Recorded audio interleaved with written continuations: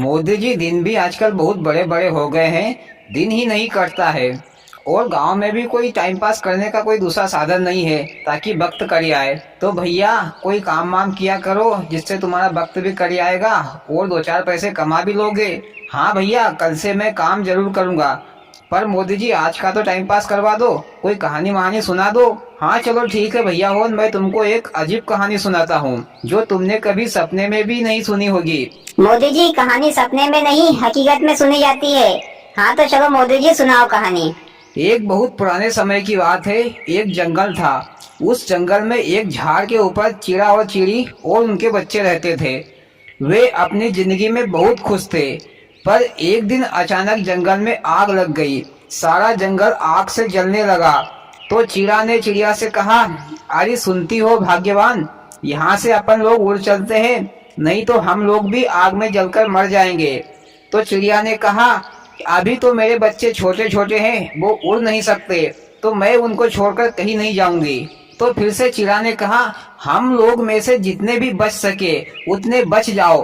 अब क्या बच्चों के चक्कर में हम लोग भी अपनी जान गंवा बैठे, चलो उड़ चलो यहाँ से।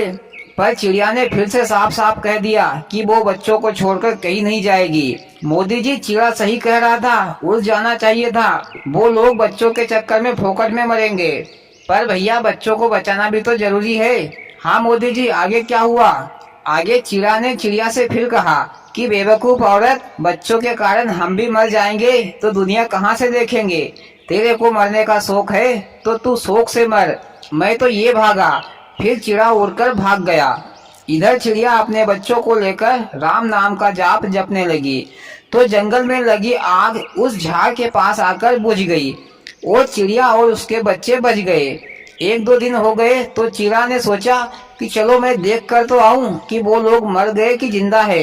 चिड़ा उड़ता हुआ घोंसले के पास आया तो देखा कि सब लोग जिंदा है और आराम से रह रहे हैं। पर चिड़िया ने चिड़ा से कहा कि अब तुम्हारा हम लोगों से कोई रिश्ता नहीं है, तुम यहाँ से चले जाओ। चिड़ा ने कहा कि चलो ठीक है, मैं चला जाता हूँ, पर मेरे बच्चे मेरे को दे दो, मैं यहाँ से चला जाऊंगा। तो चिड़िया ने कहा कि आग लगने के कारण तुम तो यहाँ से भाग गए थे और मैंने बच्चों की जान बचाई है, तो बच्चे तो मेरे ही हुए। इसी बात को लेकर उन दोनों में बहस होने लगी। मोदी जी, उन दोनों के बीच तो खूब दाता खींची हुई होगी और खूब लपक के मारा ठोकी भी हुई होगी। हाँ भैया, ऐसा ही हुआ। पर चिड़िया ने कहा कि चलो ठीक है, इस बात का न्याय राजा से करवा लेते हैं कि बच्चे किसके हैं और किसके पास रहेंगे। फिर चिड़ा और चिड़िया दोनों राजा के पास गए और चिड़िया ने राजा से कहा कि महाराज, आग लगने पर चिड़ा भाग गया था अपने बच्चों को छोड़कर, पर मैंने अपने बच्चों की जान बचाई है, तो बच्चे मेरे ही हुए ना। तो भैया, चिड़ा ने भी कहा कि अगर मैं भाग गया था तो क्या हुआ, आग तो अपने आप ही बुझ गई, कहाँ तुमने आग बुझाई है, और मैं भाग भी गया था तो क्या बच्चे मेरे नहीं हुए क्या। राजा ने दोनों की बात सुनी तो असमंजस में पड़ गया कि अब न्याय कैसे किया जाए, क्योंकि बच्चे तो दोनों के थे। इतने में राजा की रानी आ गई और राजा साहब से बोली, चलो खाना खा लो। तो राजा साहब ने कहा कि मैं एक न्याय करने में फंस गया हूँ, समझ में नहीं आ रहा है कि किस पक्ष में न्याय करूँ। तो रानी ने पूछा कि कैसा न्याय। तो राजा ने रानी को सारी बात बताई। तो रानी ने कहा कि बड़ा ही सिंपल न्याय है, इन बच्चों में से जो नर हो नर को दे दो और जो नारी हो नारी को दे दो। राजा ने भी यही न्याय किया कि जो पुरुष हो उसे चिड़िया रखेगा और जो चिड़िया होगी यानी कि बच्ची होगी उसे चिड़िया रखेगी। पर दोनों बच्चे पुरुष थे तो चिड़ा को मिल गए और चिड़ा अपने बच्चों के पास चला गया। इधर चिड़िया ने राजा साहब से कहा कि आपने न्याय तो बहुत अच्छा किया, पर आप मुझे इस न्याय को एक कागज पर लिखकर दे दो। तो राजा साहब ने न्याय को एक कागज पर लिखकर चिड़िया को दे दिया। फिर चिड़िया उस कागज को लेकर वहां से उड़ गई और जंगल में चली गई दूसरे पेड़ पर और उस कागज को उस पेड़ पर छिपा दिया। और वह बेचारी स्वयं अकेले जीकर क्या करती, तो वह तड़प तड़प कर मर गई। मोदी जी, चिड़िया मर गई तो कहानी खत्म हो गई क्या? भैया अखिलेश, कहानी में अब ट्विस्ट आएगा। कहानी के आगे जो होगा उसमें राजा को बहुत पछताना पड़ेगा। कहते हैं ना कि औरत की बुद्धि घुटने में होती है, वही होगा। मोदी जी, कहानी में आगे क्या होगा? हाँ तो मैं आपको आगे सुनाता हूँ। चिड़िया बेचारी तड़प तड़प कर मर गई, लेकिन उसकी आत्मा को शांति नहीं मिली राजा के न्याय से। तो उसने फिर से जन्म लिया। इस बार वह एक सुंदर लड़की बनी। इधर राजा के गांव में 5 भाई रहते थे। वे सभी रोजाना काम पर जाते थे और एक एक पाई चना लेकर आते थे और सुबह शाम उन चनों को भूनकर खा लेते थे और सो जाते थे। यही उनकी जिंदगी थी। मोदी जी, 5 भाई पागल थे क्या? रोटी सब्जी पकाकर खाते पीते, कहाँ घोड़े जैसे चने चापते रहते थे रोज। योगी जी, तुम बातें तो सही बोल रहे हो, पर रोटी सोटी बनाने में टाइम भी तो लगता है। इसीलिए बेचारे उन चने ही खाते थे और अपना गुजारा करते थे। एक दिन भैया एक बुढ़िया उन लोगों के घर आई तो देखा कि उनके घर पर 5 चूल्हे हैं। तो बुढ़िया ने पूछा कि भैया हो, ये 5 चूल्हे क्यों है? तो उन्होंने बताया कि माताजी, ये 5 चूल्हे हम 5 भाई के हैं। हम सभी लोग अपने अपने चूल्हे पर चना भूनकर खा लेते हैं और सो जाते हैं। इसलिए हमने अलग अलग चूल्हे बनाए हैं ताकि ज्यादा टाइम खर्च ना हो। तो बुढ़िया ने कहा कि भैया, तुम में से एक भाई शादी कर लो तो तुम्हारा घर ठीक ठाक सा लगेगा और तुम लोगों को रोटी सब्जी भी सीधी पकाई मिल जाया करेगी। ऐसा कहकर वह बुढ़िया वहां से चल दी। फिर वे 5 भाइयों ने मिलकर बड़े भाई की शादी कर दी। पर शादी भी किससे की? वही चिड़िया से जो मर गई थी, पर इस जन्म में वह लड़की बनी हुई थी।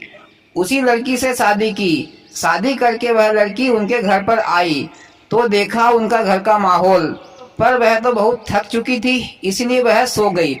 दूसरे दिन सुबह हुई तो सभी भाई चने भूनकर खाकर और थोड़े थोड़े चने बचाकर बहू के लिए रख दिए और अपने अपने काम पर चल दिए।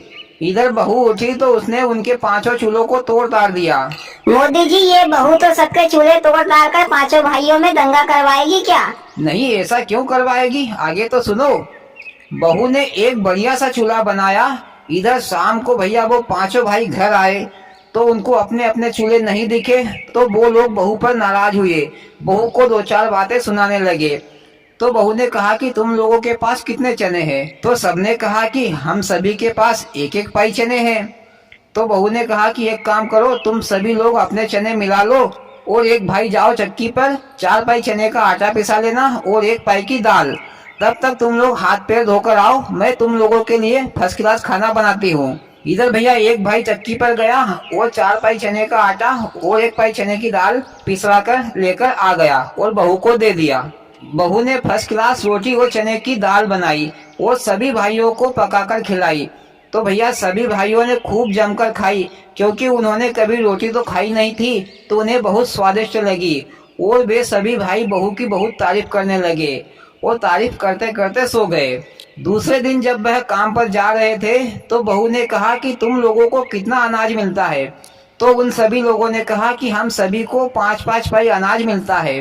तो बहू ने कहा कि एक काम करो, आज से तुम सभी लोग 5-5 पाई अनाज अपना अपना घर लेकर आया करो। तो सभी भाई उस दिन से 5-5 पाई अनाज लेकर आए। तो बहू ने उस दिन का अनाज का आटा पिसा लिया और दाल, जो उन लोगों को 5-6 दिन तक खाने में पुर गया। और इधर से 5-6 दिन का अनाज 25-25 पाई के हिसाब से रोजाना बच गया। इस प्रकार बहू अपनी होशियारी से अनाज बचाने लगी। ऐसा करते करते 6 महीने हो गए। उनके घर पर काफी अनाज इकट्ठा हो गया। तो बहू ने उनसे कहा कि अनाज को बाजार में बेच आओ और उन पैसों से एक घोड़ा खरीद लो, जिससे कि तुमको काम पर जाने आने में सहूलियत हो सके। वाह मोदी जी, बहू तो बड़ी ही चतुर और बुद्धिमान निकली। हाँ भैया, अखिलेश सही बोला। अब अखिलेश भैया कहानी में फिर से मोड़ आ गया। मोड़ कैसा मोदी जी? कहानी सुना रहे हो कि गाड़ी चला रहे हो जो मोड़ आ गया? अखिलेश भैया, कहानी में अब ज्यादा रस बरसेगा। इधर उसी गांव में राजा भी रहता था। राजा के पास 25 घोड़ियां थी।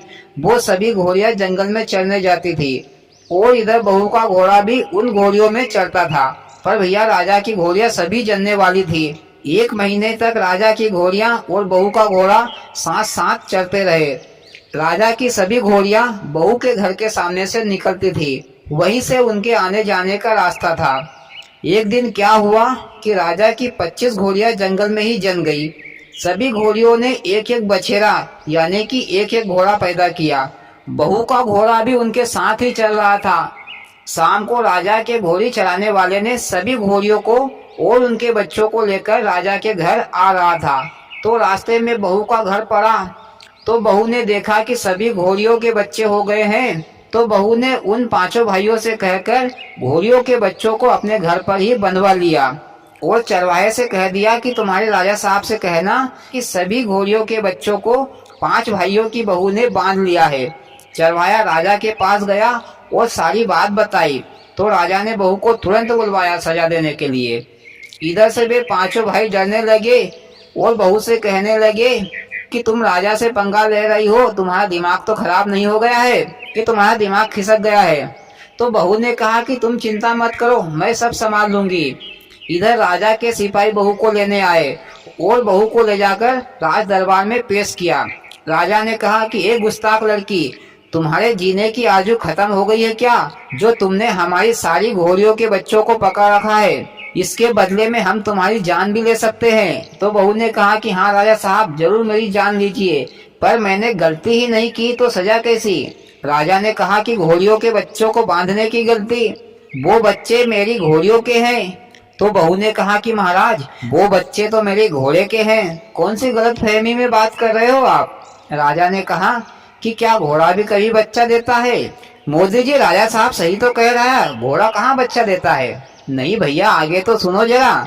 तो बहू ने कहा कि महाराज, ये भी आपका ही न्याय है कि घोड़ा भी बच्चा देता है। तो राजा ने कहा कि कैसा न्याय, और ये बेफुजूल की बातें करना बंद करो, कोई सबूत हो तो बताओ कि ये सारे घोड़ी के बच्चे तुम्हारे घोड़े के हैं। तो बहू ने कहा कि ठीक है महाराज, मैं सबूत लाती हूँ। फिर बहू जंगल में गई जहाँ चिड़िया ने राजा की लिखी चिट्ठी छुपाई थी।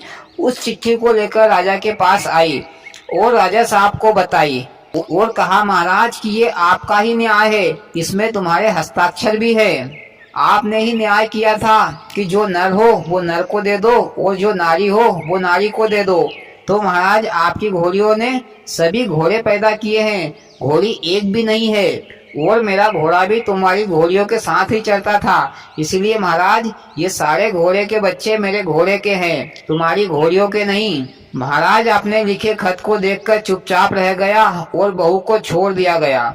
वो सोच रहा था, मोदी जी आप क्या सोचेगा, अब तो काम खत्म हो गया। अरे भैया, राजा सोच रहा था कि औरत आदमी को बिगाड़ के रख देती है। जो माने औरत की सीख, उसे मंगवाए घर घर भीख। क्योंकि ये न्याय रानी ने किया था, इसलिए पछता रहा था राजा। इधर भैया बहू अपने परिवार में हंसी खुशी की जिंदगी बिताने लगी और कहानी खत्म। मोदी जी, कहानी तो बड़ी मोड़ घोड़ की थी, पर मजा आ गया। और भाइयों, आपको कैसी लगी मोदी जी की कहानी? अच्छी लगी हो तो प्लीज वीडियो को लाइक और चैनल को सब्सक्राइब करें। भोलेनाथ सबके साथ।